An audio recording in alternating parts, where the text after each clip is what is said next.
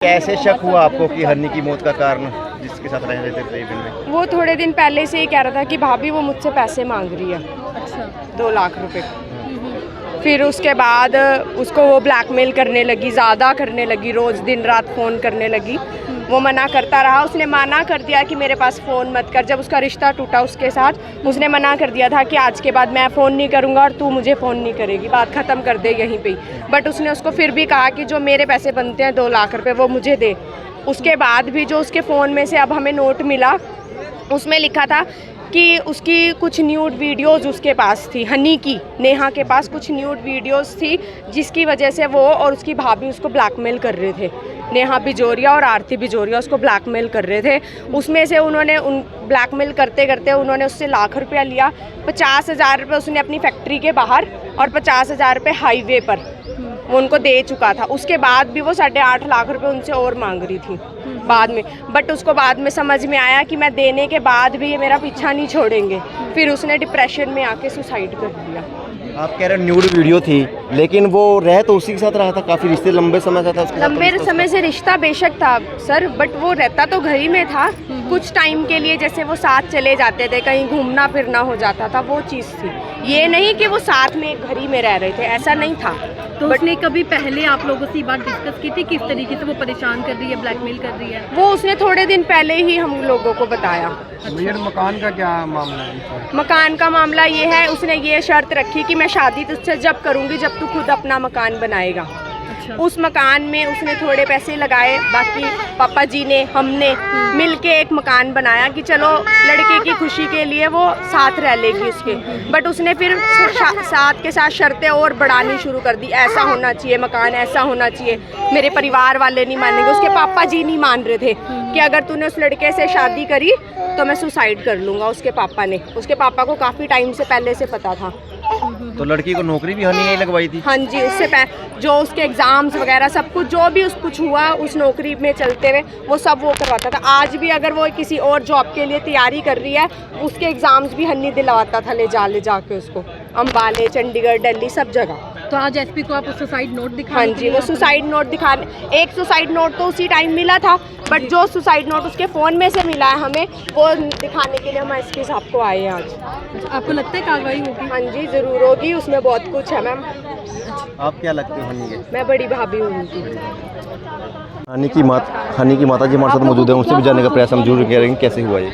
हाँ बेटा, कैसे पता लगा आपको कि हनी ने जो ढूंढ सुसाइड रहे थे बेटा, ढूंढने लग गए थे जब पता चला। ढूंढा ना, जब पता चला, जब काम करता था वहाँ गए, फिर जब पता चला बेटा। आपको उसने कभी पहले बताया था कि इस तरीके से परेशान कर रही है लड़की?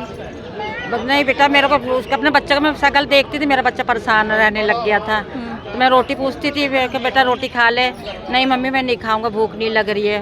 परेशान रहता था बेटा, बहुत परेशान रहता था मेरा बच्चा। कभी बहुत लड़की को परेशान। घर पे लेके आया? नहीं बेटा, नहीं बाहर ही बाहर। मिलते थे? हाँ, मेरा बच्चा बहुत परेशान रहता था, बहुत परेशान रहता था मेरा बच्चा। पैसे ऐंठ रही थी लड़की वो? हाँ पैसे माँ। फैक्ट्री में काम करता था? हाँ मेरा बच्चा बहुत परेशान रहने लग गया था। होले होले परेशान रहने लग गया, बहुत तंग करने लग गई थी मेरे बच्चों को।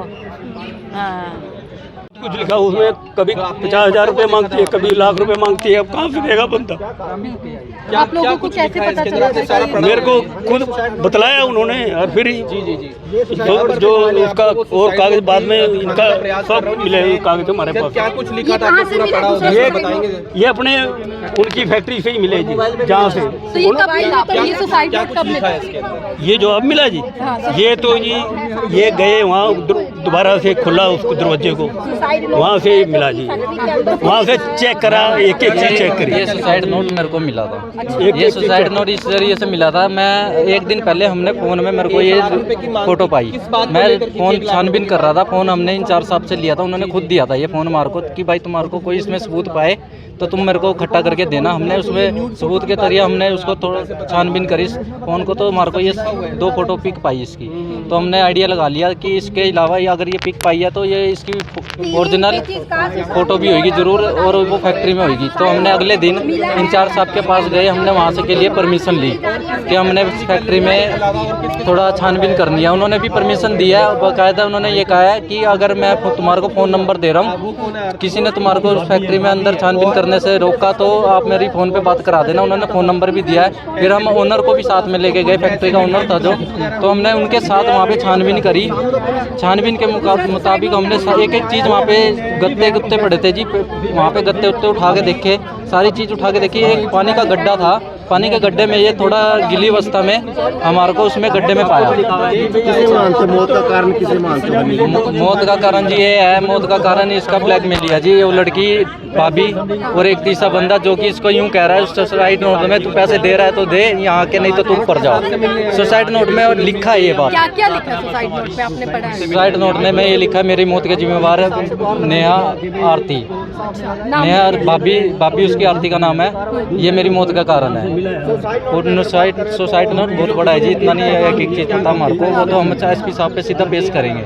ठीक है, पुलिस को बताया आपने कि सीधा एसपी से मिलने आए? वहाँ हमारी मैम कोई सुनवाई नहीं हो रही थी, सही बताऊँ। उन पे एक करण तालाब वाला कोई केस आया पड़ा था जी, गांधी चौक पर जो पुलिस थाना हमारा वहाँ सदर का वही लगता है, वहाँ पे कोई केस आया पड़ा था। उनकी छानबीन में उनको कोई मान लो टाइम नहीं लग पा रहा था, जो हमारे केस पे वो थोड़ा वो करते हैं, तो हमारे को ऐसा लग रहा था कि उन पे टाइम नहीं है। तो हमने 3-4 दिन देखा वहाँ पे टाइम नहीं है, तो हम हार के एसपी साहब पे आए कि हमारी वहाँ पे कार्रवाई नहीं हो पा रही है, वहाँ पे बहुत ही मामले बिजी है कहने को कि करण तालाब में जो केस हुआ था वहाँ पे उनके काम में बिजी है। हमारे को थोड़ा हमारा केस ढीला दिख रहा था जी, इस वजह से पैसे को लेकर ब्लैकमेल किया जा रहा था।